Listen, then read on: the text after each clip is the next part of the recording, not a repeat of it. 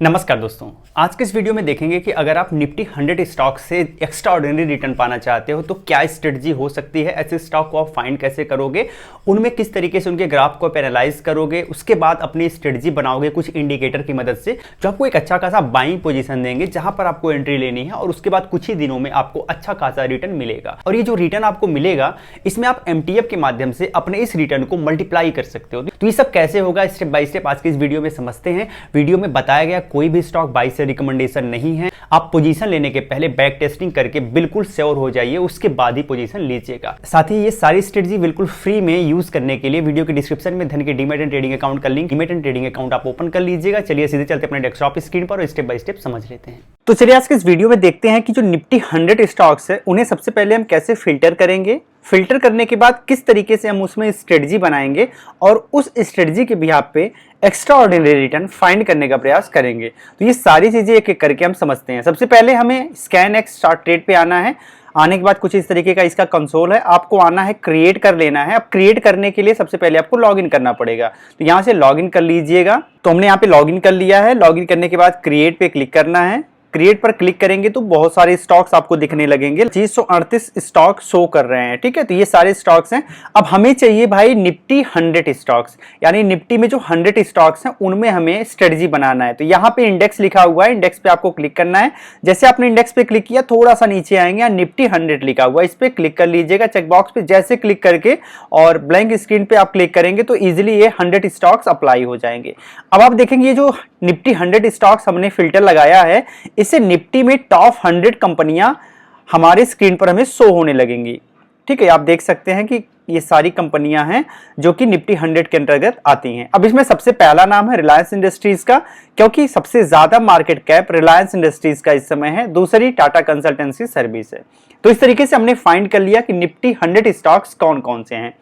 अब हमें स्ट्रेटजी बनानी है इन निफ्टी 100 स्टॉक्स में। अब इसके लिए सबसे पहले आपको रिलायंस इंडस्ट्रीज पे आना है और यहाँ ट्रेडिंग व्यू लिखा हुआ है, इस पे क्लिक करना है। तो जैसे आप क्लिक करेंगे फाइनली tb.dhan.co पर आप चले जाएंगे, ये स्टॉक और इसका चार्ट ओपन हो जाएगा। तो अभी आप देख सकते हैं कि हमारा चार्ट ओपन हो गया है। अब हमें यहाँ पर कुछ इंडिकेटर्स पहले प्लॉट करने हैं।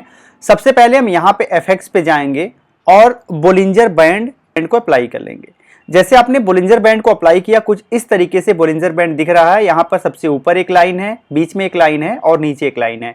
हम इसमें कुछ करेक्शन करते हैं, इसके लिए हम सेटिंग पे जाएंगे। सेटिंग पर जाने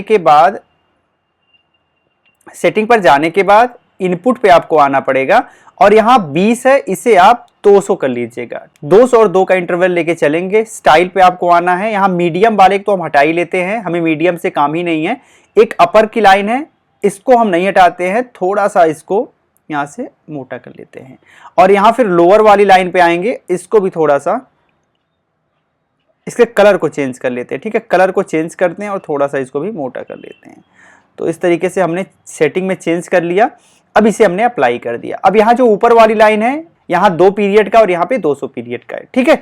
चलिए ये चीज आपने अप्लाई किया। अभी यहाँ टाइम फ्रेम 1 घंटे का है, इसे आप थोड़ा सा बढ़ा लीजिए और हम डे टाइम फ्रेम पर जाते हैं, ठीक है। डे टाइम फ्रेम पर जाते हैं और थोड़ा सा आप इसे छोटा कर लेंगे तो चीजें ज्यादा बेहतर आप देख पाएंगे। ठीक है, चीजें हमारी रीच में हैं। तो पहला इंडिकेटर आपने लगा लिया। दूसरा इंडिकेटर आपको ये लगाना है कि भाई अगर आप इसमें स्ट्रेटजी बनाना चाहते हो तो आप और कौन से इंडिकेटर के बिहाफ पे बाई सेल सिग्नल प्राप्त करोगे। लेकिन इसके पहले थोड़ा सा मैं आपको इसके बारे में दिखा देता हूं कि आपको ये बाई या सेल सिग्नल कब दे रहा है। यहाँ पे चूंकि हम MTF के माध्यम से ट्रेड करना चाहते हैं तो हम सिर्फ कंसीडर करेंगे बाई सिग्नल, क्योंकि MTF हम बाई करेंगे तो ही उसका फायदा मिलेगा। तो हमें बाई ही देखना है, सेल सिग्नल पे नहीं जाना है। अब हमें ये देखना है कि बोलिंजर बैंड के माध्यम से ये जो ग्राफ रिलायंस का चल रहा है 200 पीरियड के नीचे कब जा रहा है। अगर ये 200 पीरियड के नीचे जा रहा है तो ये ओवरसोल्ड टेरिटरी में है। इसका मतलब ये है कि यहां से हमारे पास एक अच्छा अपॉर्चुनिटी दिख रहा है, क्योंकि ये शेयर ऑलरेडी इतना ज्यादा गिर चुका है कि अब इसके आगे बढ़ने की पॉसिबिलिटी ज्यादा है। आप देखेंगे 200 पीरियड के लाइन को यहां से इसने क्रॉस करना स्टार्ट किया और यहां तक 394 तक प्राइस गई है। अब इसके बाद फिर से प्राइस बनना स्टार्ट हुआ, इसके ऊपर चला गया है। बट हम बाई कहां पे करेंगे, ये ज्यादा इंपॉर्टेंट है। अब बाई करने के लिए कौन से इंडिकेटर यूज करेंगे, इसके लिए आपको FX पे जाना है और यहां से EMA लिखना है और इसे अप्लाई कर लेना है। 3 EMA में लगाना है। हमने 3 बार इस पे क्लिक किया।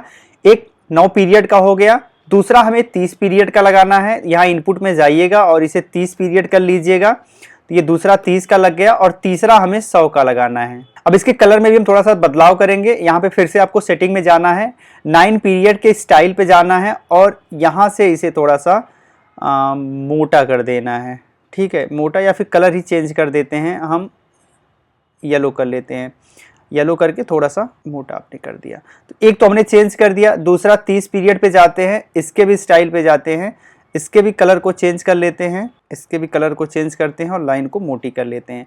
2 हमारा हो गया और तीसरा इसको भी हम चेंज कर लेते हैं। अब देखेंगे आपको बाई सिग्नल कब मिल रहा है। बाई सिग्नल आपको तब मिलेगा जब ये जो EMA 100 है सबसे नीचे होगी और EMA 9 सबसे ऊपर होगी और बीच में EMA 30 होनी चाहिए। तो आइए देखते हैं, ये जो लाइन मोटी सी दिख रही है ये आपकी EMA 100 है। अभी ये सबसे नीचे होनी चाहिए, यहां पर ये सबसे नीचे है।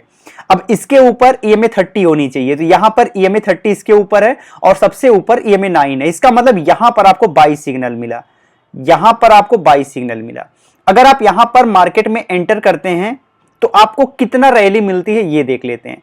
तो सपोज करिए आपने मार्केट में यहां पर एंट्री बनाई और इसके बाद आप मार्केट में यहां तक आपने कैप्चर किया, तो 55 बार तक आपने 55 दिन तक वेट किया, तो आपको लगभग 39% के करीब प्रॉफिट मिल गया। बट अगर आप 55 दिन वेट नहीं करना चाह रहे थे, कम दिन वेट करना चाह रहे थे, तो आप देखेंगे 13.85% का प्रॉफिट आपको 29 दिन में मिल गया।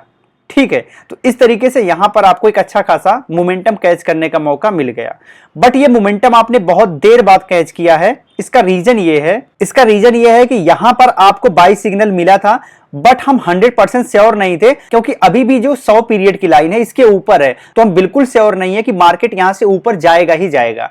इसलिए हम रिस्क अपना बहुत ही कम लेके चलेंगे। रिटर्न भले से हमें कम मिले, बट रिस्क हमारा मिनिमम होना चाहिए। तो रिस्क को मैनेज करने के बाद ही हम स्ट्रेटजी में जाएंगे। पहला ट्रेड आपको यहां पर मिला। आइए आगे बढ़ते हैं, देखते हैं अगला ट्रेड फिर कब मिलता है। जब भी ये इसके नीचे जाए 200 पीरियड के, तब हमें अगला ट्रेड मिलेगा। हाँ, यहां पर आप देख सकते हैं, यहां पर फिर से ये इसके नीचे गया है एक बार प्राइस। नॉर्मल ये लाइन तो आपको यहां पे एंट्री दे दी, बट अभी भी ये ऊपर है तो हम यहां एंट्री नहीं करेंगे। अभी ये सबसे नीचे आ गया। अब यहां पर आप देखोगे एंट्री आपको मिल गई है। इसका मतलब यह है कि यहां कुछ आपको एंट्री मिल रही है। अगर आप यहां पर एंट्री ले लिए होते हैं तो आप देखेंगे आपने ये मूवमेंट लगभग 17% का प्रॉफिट 42 दिन में कैप्चर कर लिया।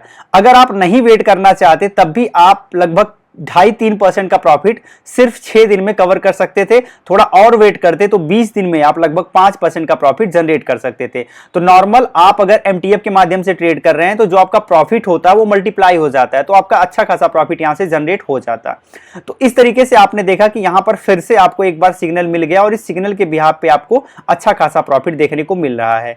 आइए देखते हैं कहीं और ऐसा मूवमेंट बन रहा है क्या कि जहां पे फिर हमें ट्रेड मिल रहा है। अभी मार्केट इसके बाद ऊपर ही गया है। चलिए, रिलायंस का हो गया। अब दूसरा स्टॉक हम पिक करते हैं, फिर से जाते हैं और TCS को ले लेते हैं।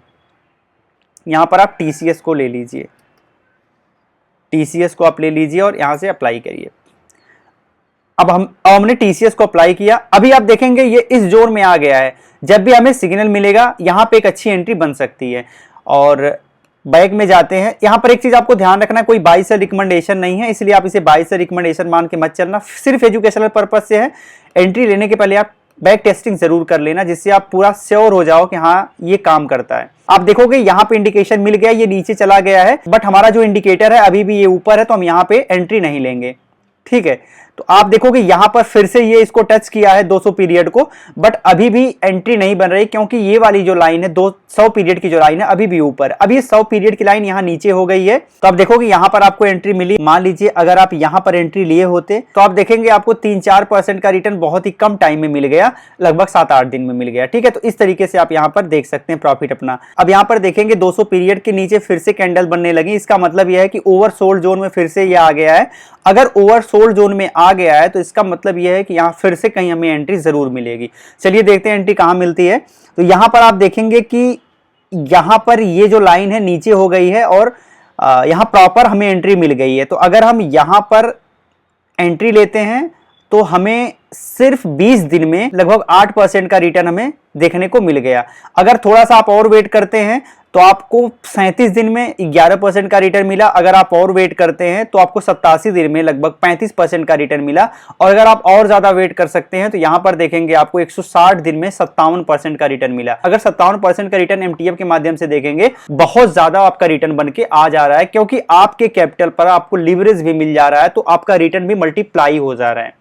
तो इस तरीके से देखेंगे यहाँ पे आपको अच्छा खासा रिटर्न देखने को मिल गया। आपको निकलना कब है? जब ये वाली लाइन सबसे ऊपर चली जाए, तो इसका मतलब ये है कि मार्केट यू टर्न लेने वाला है और आपको निकलने की जरूरत है। अब आप देखोगे यहाँ ये लाइन कहीं ऊपर अभी तक गई ही नहीं है, तो अगर हम चाहें तो इसे यहां तक भी होल्ड कर सकते थे। तो 319 दिन में 88% का रिटर्न आपने देखा, और यहां पर आप देखेंगे कि 406 दिन में लगभग 91% का रिटर्न आपको मिला है।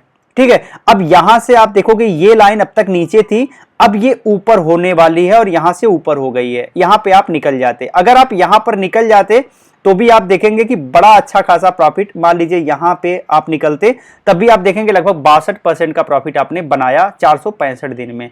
तो इस तरीके से इजीली आप ट्रेड में जा सकते हो। तो उम्मीद करते हैं सारी चीजें आपको अच्छे से समझ आई होंगी। अगर आप ट्रेड में जाना चाहते हो, बाई करना चाहते हो, यहां से सीधे आप बाई पे क्लिक करिएगा, यहां से एमटीएफ सिलेक्ट कर लीजिएगा, यहां से क्वांटिटी आपको फिल करना है। मान लीजिए 100 क्वांटिटी आपको बाई करनी है, तो 100 क्वांटिटी आप मार्केट पे बाई करना चाहते हो, लिमिट पे बाई करना चाहते हो, यहां से वो चुनना है। फिर आप लिमिट पे चाहते हो तो लिमिट पे क्लिक करके प्राइस चेंज कर लेना है। मार्केट से चाहते हो तो मार्केट पे आप कर लीजिएगा, ये प्राइस लॉक है।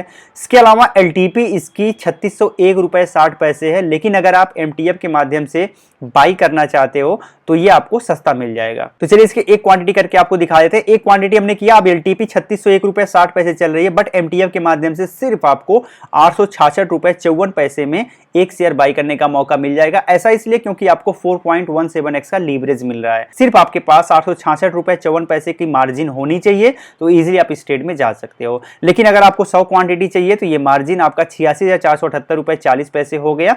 इतना पैसा अगर आप अपने पास होल्ड रख के चाहो तो ये 100 क्वांटिटी बाई कर सकते हो। बाकी का पैसा धन आपको फंडिंग कर देगा, बदले में आपसे रेट ऑफ इंटरेस्ट चार्ज करेगा, जो कि डेली बाई डेली बेसिस पे होगा। जितने दिन तक आप होल्ड करोगे वो रेट ऑफ इंटरेस्ट चार्ज किया जाएगा। कोई लिमिट नहीं है, कितने दिन तक भी आप इसे होल्ड कर सकते हो। तो इस तरीके से इजीली आप ट्रेड में जा सकते हो। यहां से बाई पे क्लिक करोगे, ट्रेड में आप चले जाओगे। पर्याप्त मार्जिन होना जरूरी है। अभी मार्केट बंद हो गया है, इसलिए कह रहा है कि आप एएमओ ऑर्डर लगाना चाहते हो कि नहीं लगाना चाहते हो। मार्केट ओपन रहेगा तो इजीली आप बाई कर सकते हो। ठीक है, तो ये सारी चीजें आपने अच्छे से समझा कि किस तरीके से स्टॉक आपको फिल्टर करना है स्कैनएक्स से। स्टॉक फिल्टर करने के बाद किस तरीके से उनका चार्ट देखना है। चार्ट देखने के बाद आपको बोलिंजर बैंड लगाना पड़ेगा। बोलिंजर बैंड के सेटिंग में थोड़ा सा चेंज करना है, 200 और 2 पीरियड को लेके चलना है। फिर आपको EMA 9, EMA 30, EMA 100 का यूज करना है अपने बाई सिग्नल के लिए। इन सभी के लिए इन सभी के साथ एक चीज ध्यान रखना है कि आपकी रिस्क एपेटाइट कितनी है, कितने दिन तक आप होल्ड करने की क्षमता रखते हो, कितना ज्यादा आप रिस्क ले सकते हो। हमेशा अपने रिस्क को मैनेज करके चलना है, ज्यादा रिस्क नहीं लेना है। के एवज में आप रिवार्ड अपना फिक्स करिए। ऐसा मत करिए कि आप थोड़ा सा रिस्क ले रहे हो लेकिन रिवार्ड आपका इतना बड़ा है कि उस रिवार्ड को लेने के चक्कर में पता चला आपका लॉस ज्यादा बढ़ जा रहा है। अब आपको स्टॉप लॉस कब लगाना चाहिए? अब आपको स्टॉप लॉस कहां लगाना चाहिए? मान लीजिए अगर आपने यहां पे बाई किया है तो ये जो नीचे वाली लाइन है आप यहां कहीं स्टॉप लॉस लगा लेंगे। तो अगर यहां पे स्टॉप लॉस लगाएंगे ज्यादा सेफ आप पोजीशन में रहेंगे। तो ये चीज आपको ध्यान रखना है। ठीक है, तो इस तरीके से आप स्टॉप लॉस भी लगा सकते हैं। तो सारी चीजें हमने कवर कर ली हैं। वीडियो अच्छी लगी हो लाइक एंड शेयर जरूर करिएगा।